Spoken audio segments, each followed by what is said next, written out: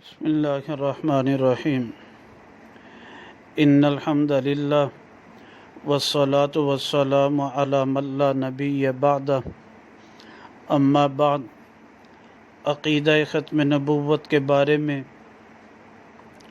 حدیث نمبر 132 بیان کی جا رہی ہے۔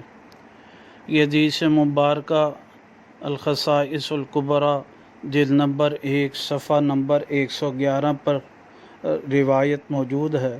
راوی اس میں حضرت ابن غنم رضی اللہ تعالیٰ عنہ ہیں۔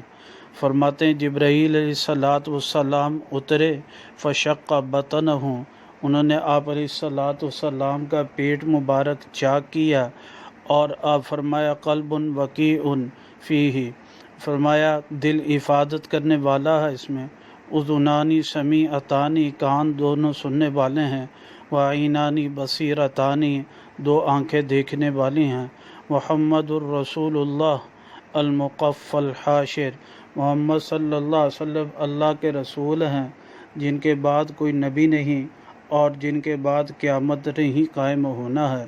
تو پھر یہ روایت مبارکہ میں آپ علیہ السلام کی ختم نبوت کو بیان کیا گیا۔